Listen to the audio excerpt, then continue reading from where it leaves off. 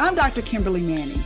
And this is Dr. Ashley McMullen. And you're listening to the Human Doctor Podcast, where we explore the human side of medicine, along with teaching, living, learning, and all things in between, using the power of storytelling, conversation, and connectedness. Hey, we're two dope academic internal medicine doctors, but we ain't your doctors.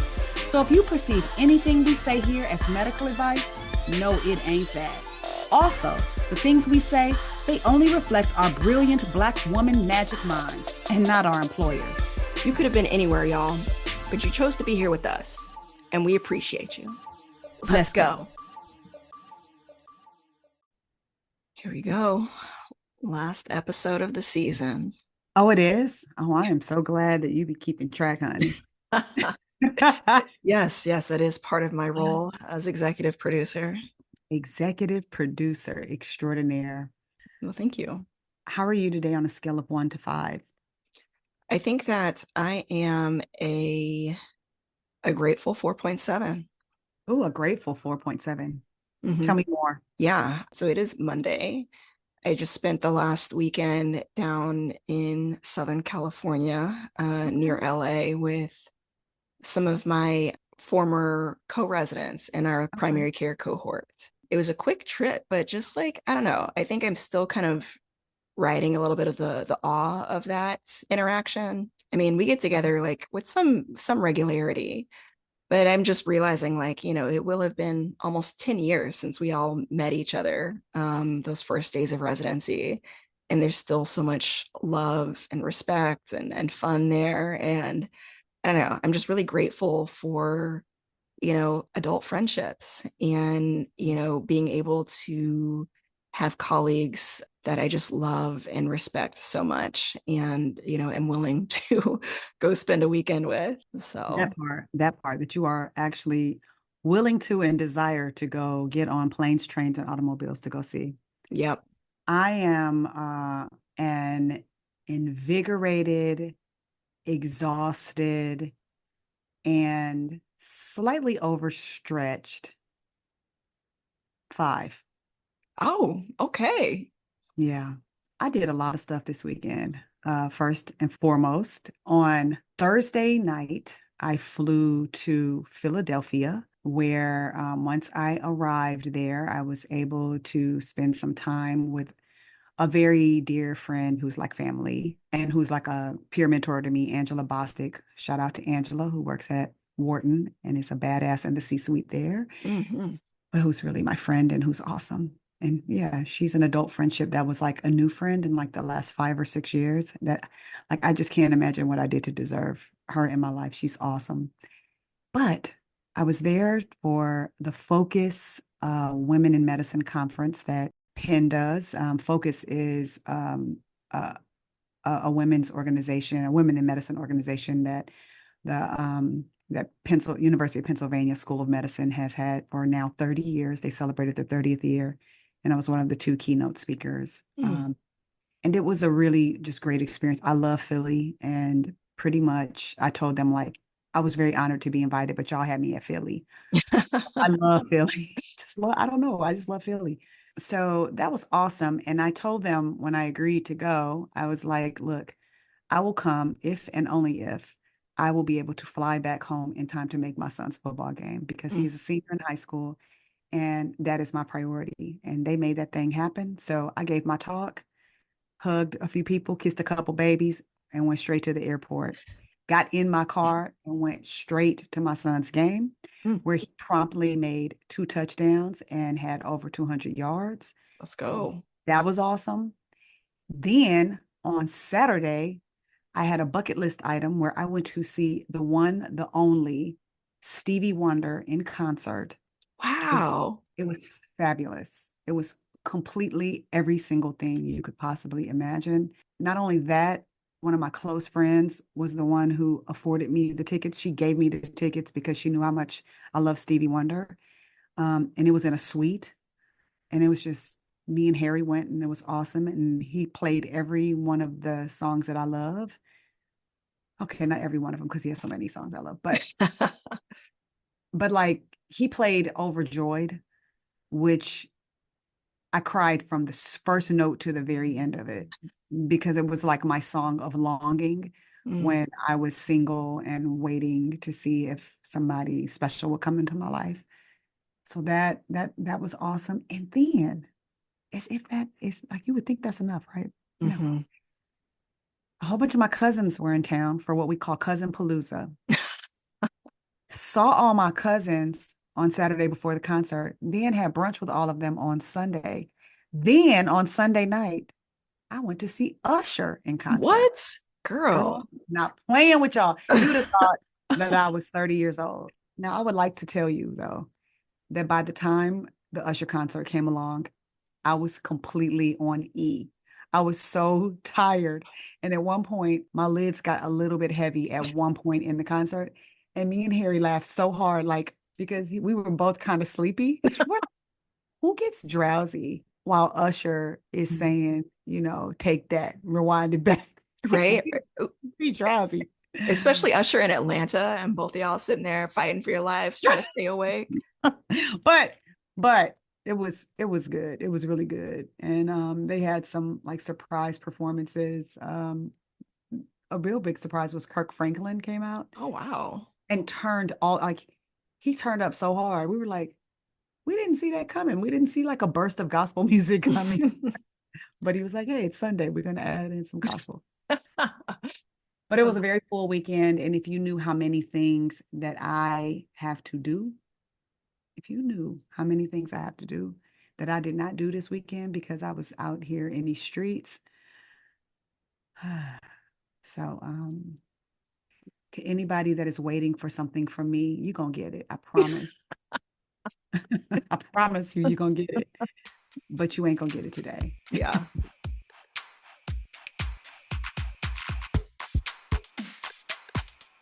Without further ado, I know that your to-do list stays ever long, but I'm glad that we have this space carved out to hear from your personal archives some of the greatest stories ever to be told within the space of narrative medicine. Wow. Yeah. Yeah. I want to hear this story now. Yes. And you will very soon. Because it's coming from you. And I can think of no better way to end this season and to cap off what sounds like an incredibly meaningful time spent with friends and family and yourself than to have you tell us a story. So hopefully within that space, you've got a what in mind, or you can, choose this to be the first episode where you just nix the what and then just dive right in. But I'm a real follower. The what today says is right. right. So right as in WRITE, or right as in right and wrong, What or do you right and think? left. Or exercise your right. Oh gosh, so many. Isn't it a cool word? Like when Yes. spoken, because it could mean so many things. I love what you did there. Yeah. But Amanda's last name is also right. So oh, it gets even better. Shout out to Amanda again. Dang. yeah, great I just word. ended right there. Yeah. There we go. But I'm talking about right as in right and wrong. Mm. Sometimes you're right, sometimes you're wrong. Sometimes somebody else is right, sometimes somebody else is wrong. So this was probably about 3 years ago. As you know, I am a clinician educator and I spend my time clinically in both the inpatient service as a hospitalist, but also in the ambulatory setting, seeing patients in the clinic. But all of those things that I do in the space of learners, medical students and residents, and all of our interprofessional teams, right? On this particular day, it was a Thursday. I know that because that's my sort of primary care clinic precepting teaching day. And I had taken on this medical student to join me every other week in clinic as something called the outpatient experience. We call it OPEX for short. So first year medical students come with us and get to kind of do stuff in clinic and learn, and they work with residents and just kind of get folded into the mix. And it's really cool. But it's coolest when you don't have a really, really, really busy clinic. It's probably coolest when you are seeing patients yourself and you have a lot of control over what's happening. But I was there as a preceptor. So I was teaching the residents, going over all their stuff, but also I had the student with me. So what that meant was, I would be sort of integrating the students into what I was doing with the residents. And I admit I'm a rather selfless teacher, and so I'm fortunate that the residents usually extend me grace in this space because they're like, you know what, she do it for us when we were students, so it's all Mm. good. Hmm. So that's not even really the issue. Everybody kind of is on board with what I'm trying to do, and it was just a busy day. So I come to clinic, there are like 2 or 3 residents already waiting to sign out their patients. And for those who aren't in medicine, signing out means they saw the patient already. And as a supervising doctor, I talk to them about what's going on with the patient, go in, see the patient, come out. So I'm coming in trying to just get the line down and trying to get things under control. And then in walks this first year student who's kind of waiting and looking for something to do. And the whole waiting area was packed. So I'm like, oh, it's gonna be plenty for her to do. So as I'm, I'm multitasking, I'm also like typing the EMR, looking through the schedule to see who's here already, who's waiting. And I come to this patient who is waiting in a room already, but the doctor that she's seeing, the resident physician, is just starting the patient before her. This is perfect. I'm gonna send the M1 in there, go talk to that patient and kind of get a history and get things started, and then they'll come back in with the resident, which is typically how we do it. So, and this patient was young, and since she was young, I was like, she don't have a lot of medical problems. This will be not too complicated for the student. I finished signing out a few people, and then I grab the student and we go into this patient's room. We walk in, I introduce myself. Hey, my name is Dr. Manning. I'm one of the senior doctors here. This is Kay. She's a medical student who's working with us today. She's also working with your resident. I wanted to know if you would be okay with Kay, just hearing a little bit about how you're doing, what's been going on, any concerns you might have, so that we can have them all. And then that will allow us to just move right into what matters to you and to your physical. And the patient was gracious. She said, oh, that sounds great. And before I got ready to leave, she looked at me. She goes, oh, you're the supervising doctor, right? And I said, yeah, I am. She said, okay, I had an echocardiogram and I was trying really hard to get the results of my echocardiogram. And I sent a message in, my chart, and I, tried to call, and I was really having trouble getting the result of my echo. And I was like, oh, okay. Have you gotten the results yet? And she was like, yeah, I got the results, but I kind of want to talk about the fact that I was very worried about this, and I feel like, I shouldn't have to go through that much. And I was like, oh man, I'm sorry to hear that. I'm sorry you went through that. She's like, and I would like to, be able to talk a little bit about, some of my tests that were surrounding that. And I've been very anxious about it. I've been worried. I said, no, I hear what you're saying. I said, I tell you what, let's do this. I'm gonna let Kay go ahead and hear a little bit about what you're feeling and what's going on. And then when your resident comes in, y'all can kind of unpack that more.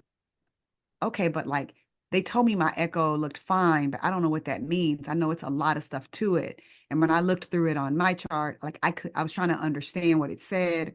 And I've been very worried about this. I've been very worried about this because heart disease is in my family. I was really worried about this. And I feel like them just telling me it was fine. I feel like, and I'm trying to just get up out her room. Yep. I'm like, let the medical student talk to you. Let her take her little pad of paper out and scribble down a whole bunch of stuff that she don't need to scribble down. And we're gonna be back. So I'm sure I'm giving this in my body language. I'm like, okay, no, I hear you. Listen, I know those things can be really complicated. It has a lot of medical jargon in it. Kay is gonna go over all the concerns you have. We'll put them all together. And then, when your resident doctor comes back, your resident can go through all of the details and everything about your echocardiogram. Okay. I said, how does that sound? And she looked at me and she said, that don't sound good at all. But you know what? Why don't you just get out of my room now? I was like, I'm sorry, pardon me? She's like, no, you can leave. You can leave. She would no longer make eye contact with me. She was staring straight ahead. She had like that tearful look in your eye when you're getting ready to kick somebody's ass, not when you want to cry because you're Hmm. sad. When somebody has really, really pissed you off. And I was like, is everything okay? She said, no, everything's not okay. It will be okay though when you get out of my room. You need to leave. You need to leave this room.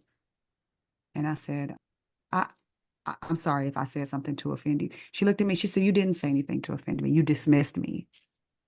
I told you that I was concerned about something. I've been very worried about this. But let me tell you what you care about. What you care about is this medical student being able to practice what she need to do. So I tell you what I'm going to do. I'm going to let this medical student practice what she needs to do. And you need to get out of my room. Ooh. I was like, oh wow. I said, listen, I really, really apologize. I in no way meant to offend you or anything like that. She was like, oh, I know you didn't. I know that's not what you meant. But you came in here with a very clear concern. So let you get to your concern because you don't give a fuck about what I'm saying. You don't care about me. You care about the student getting to practice. And she looked at the student. She said, when you become a doctor, if somebody keeps telling you over and over and over again that they're worried about something, I don't care how busy you are, stop what you're doing and hear them out because you might find out why they're so worried. And I said, do you mind me asking, why are you so worried? She said, I do mind. I want you to get out of my room. I am done talking to you. I am serious. I'm done talking to you. If you would have thought to ask me this, she said, you're asking me this now because you're embarrassed. You need to get out of my room. And matter of fact, when the resident doctor comes back, I don't want you to come back. I want them to get another one of the head doctors to come in. Are you the only one here today? I said, no, ma'am, I'm not. She said, good. Please get out of my room. And she said, and don't worry, I will not be mean to this medical student. She will get all her practice. I will answer all her questions. She said, you can even examine me if you want to. She said, but you need to not come back to my room. And that was it. She turned and looked at Kay and was like, so how far are you in medical? Started to talk to her. She was done talking to me. I'm talking about she didn't give me nothing else to work with. And I tried, because at one point I even tried, we had racial concordance. So I said, sis, I'm so sorry. She said, don't even try that. Don't Mm. try to call me sis. Don't. She's like, you dismissed me. You did not care about what I had to say. So I don't want you to care now. Get out of my room and go do whatever it is that you were so pressed to go do, because whatever it is, it's really important. And the thing you cared only about was what I'm getting ready to do, which is talk to this medical student. And she made it very clear that this conversation was over. I stepped out of the room, I closed the door, and my face was like so hot. I could feel it. It was like boiling hot. And I couldn't tell what I was feeling. Like Mm. I felt embarrassed somewhat, right? Because this student was actually my advisee, my academic advisee, like that I work with all the time. I felt like almost like if you stole something and you got caught on camera and you tried to act like you didn't do it, but somebody showed you the camera and Mm. said, you did. This is what you did. Because I knew I was wrong. I knew I was wrong. And she was right. And not only was she right, I underestimated her ability to advocate for herself because I am not exaggerating one bit about what I'm telling you, she said. Like there is not like I'm not changing the words. This is exactly what she said.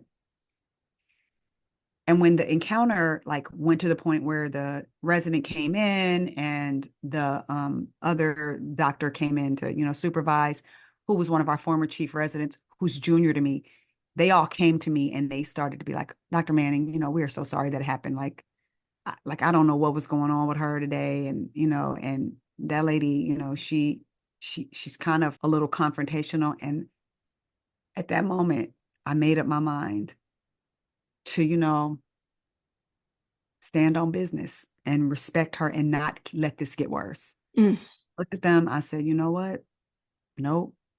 She was right. I was busy and I didn't care what she had to say. And she called me out. And I was not able to dig my way out of it. And usually I can. I'm an effective communicator. I know this about myself.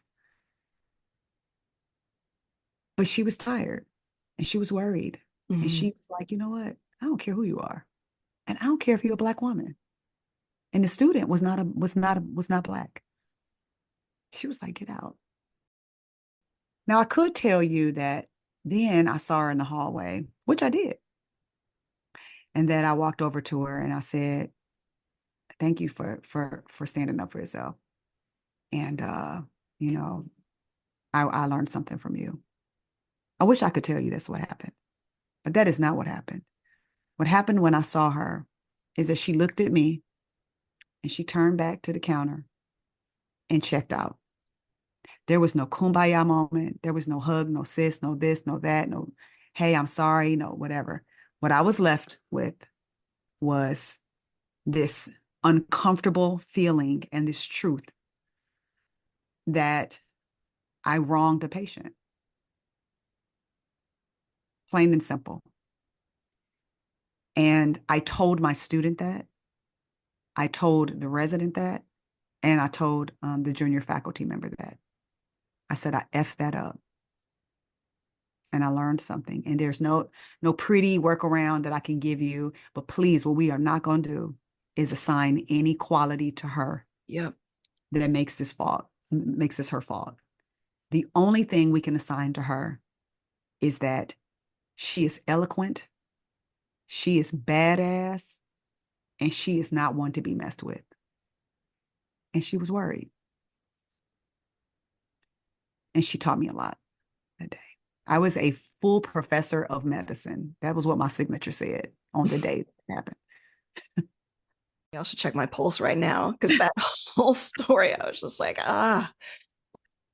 when I put on my hat as an educator, I think that there's something that becomes a little bit, I guess, trickier in terms of, my identity as a physician, where I'm also trying to model a certain thing for trainees, for that to have happened to you, like in front of a medical student that you were close to, Mhm. like I could see it being so much easier to assign some sort of characteristic to the patient.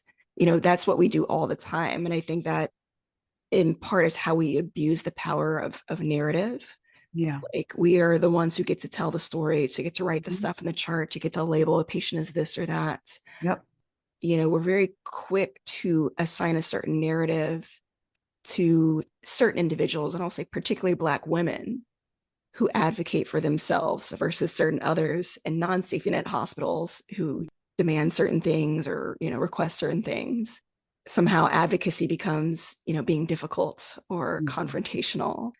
We do that because it's so hard to deal with our own fallibility in those Mhm. situations. Yeah, and there's this gray space too, where it kind of like, and I hate the word performative. I try not to say it that much, but it's kind of like this thing that you can do where you could say, well, no, it's not because anything is wrong with her. But then I could say something like, I could make it a teachable moment about, trauma informed care. Or Yeah. I could decide, that, oh, when you look through her chart, you can see that she was very worried. And when people are worried, it can cause them to, act in a lot of ways. Yeah. Um, but, but what we don't do is just say, or I was just rude, insensitive, rushing, and just happened to cross a patient who had enough chutzpah to call me out. Mm-hmm. Like it's not rocket science. And I'm grateful that I have a strong enough self-image at this point in my life where I know that I'm not my mistakes, I'm my possibilities. Like, right, I'm becoming is better than being. Like I'm always in a perpetual state of trying to become something more, right?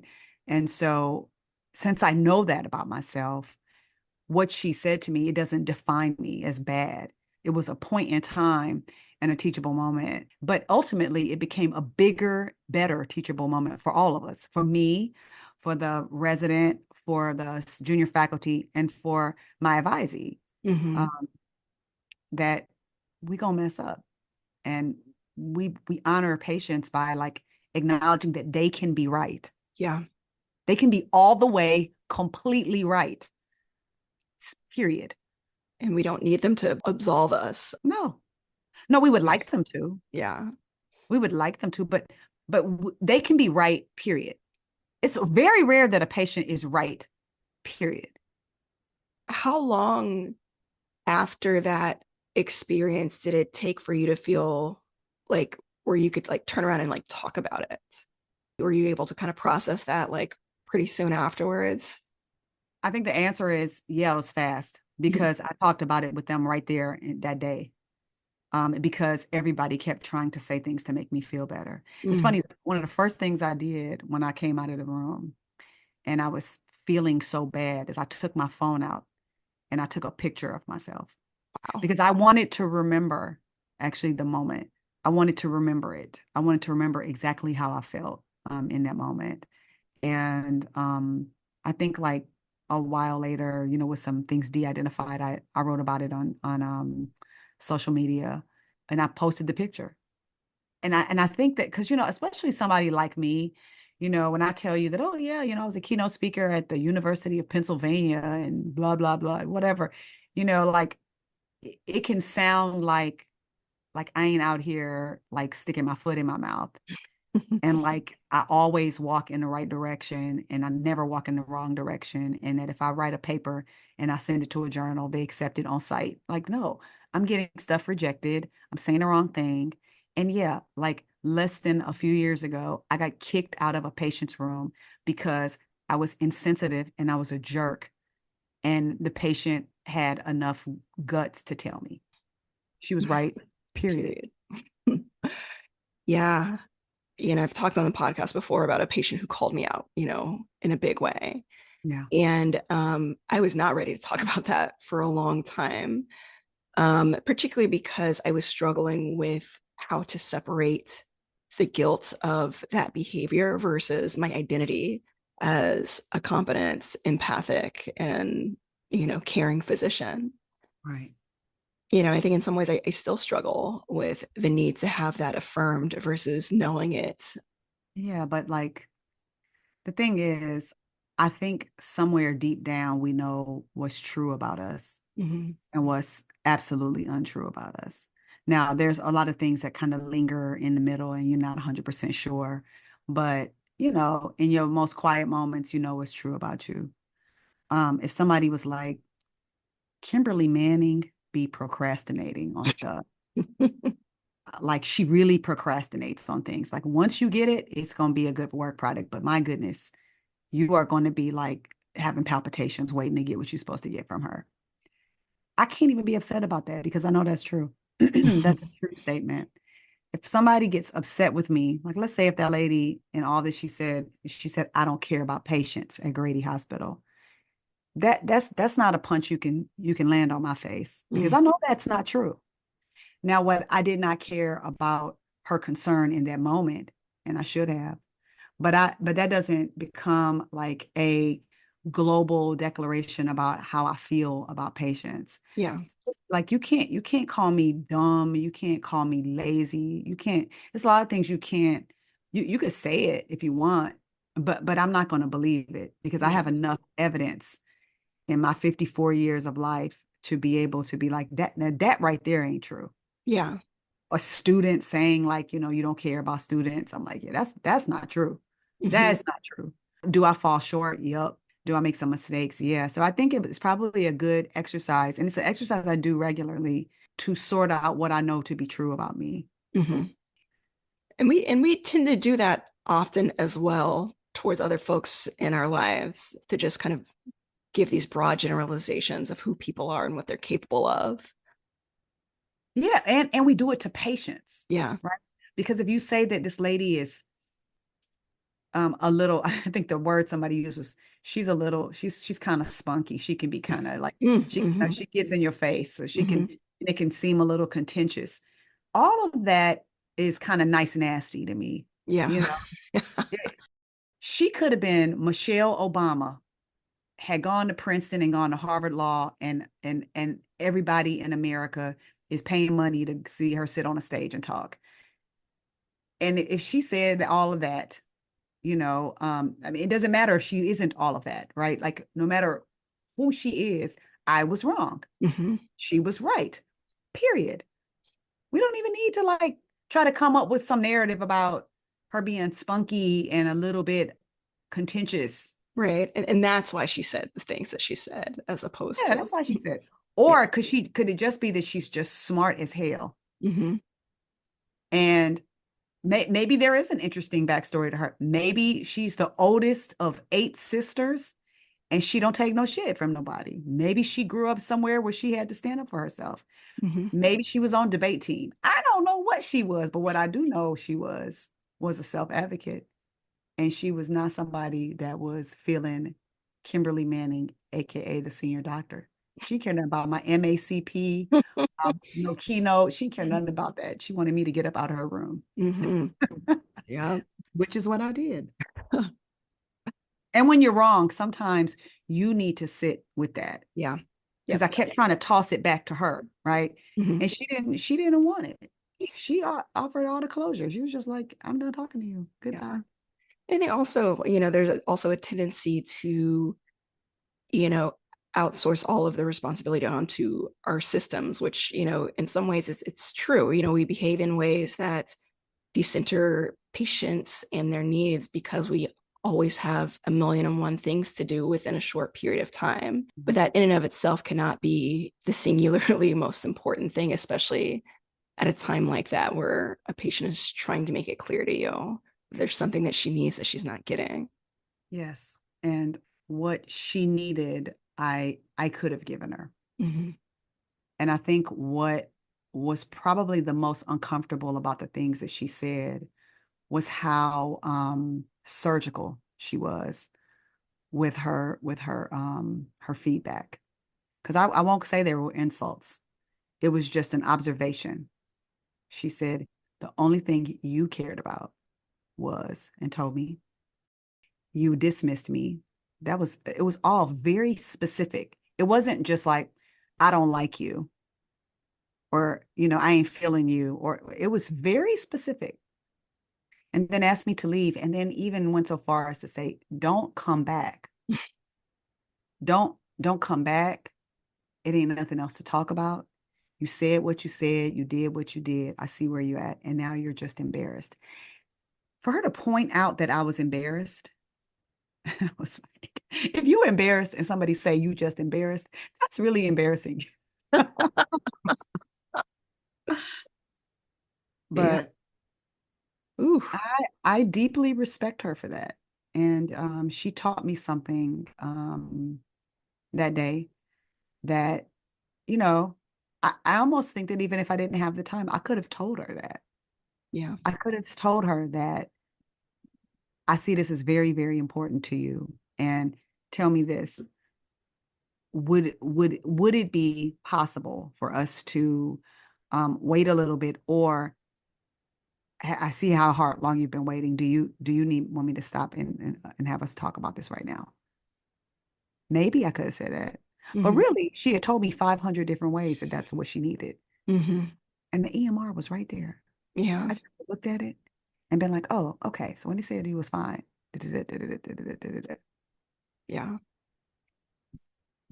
took 20 seconds. And I know there's other times where you have done that, where you have come to the There are. cues. There are. And here's the other reason why I process fast. Hmm. I process fast because I don't like to languish. Mm. Because I'm not, I like me. I'm a big fan of me. And what I'm not going to do is put myself in a position to start dogging me out. Mm. So we going to work this out, and then we going to figure out, how we going to learn from it and keep going, because mistakes are going to get made. They're going to get made. But what I'm not going to do is, you know, take this and hold it into my heart in a way that causes me to drop my head or start to Yeah. act different. I'm not doing that. I've done that in my life already. And this is probably one of the beautiful things, while hot flashes, I do not recommend. I do recommend the wisdom that comes with growing older. Mm, You just screw stuff up enough times where you just be like, all right, that's what I need. mm. So it's probably some piece of the processing ashes is self-preservation.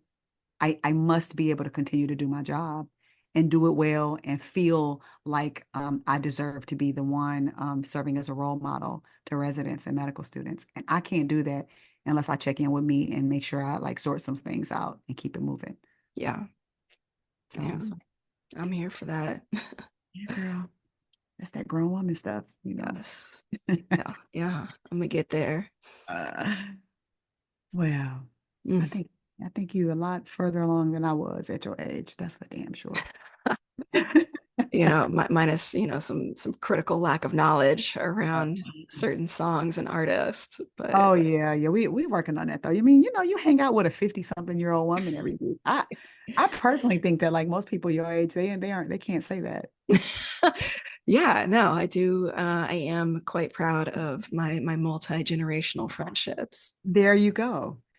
Well, sis, we have been at this for a while now, and I am really just incredibly grateful to you as our executive producer for all of the hard work that you do in this space. Really, really grateful to all of the people who listen, the over 100 people who have actually reviewed our podcast. Hmm. We appreciate you. We had a little 4.9. Shout out to the person who gave us like 1 star because you kind of don't want something to be a perfect score. You kind of want to be like 4.8, 4.9, low key. So you know what? I appreciate you too. And just like the lady in the clinic, you might be right. Yeah, exactly. Exactly. Period. Period. End of story. Yes, Oh yes. man. Well, let me echo some of that gratitude. It always baffles me that, been doing this for so long. It is incredible to have something that's so unique and special be something that you can also share with other people and have those people also reach out and express gratitude, appreciation, share things that they've written or stories that resonated with them. I mean, it really, really means a lot. And I can't thank everybody enough. All right, sis. This is just us not wanting to say goodbye, but I know. I know. All right, sis. Love you so all right. much. All right, baby. Talk to you soon. All right, bye. Bye.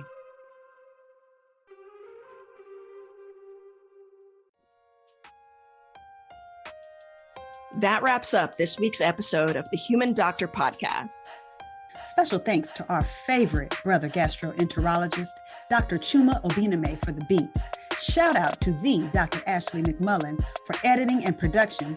Mad love to our podcast family at The Nocturnist and the Clinical Problem Solvers, our Med Twitter fam. And especially shout out to all of you, our listeners. Until next week, remember, we see you and you are enough. Holla!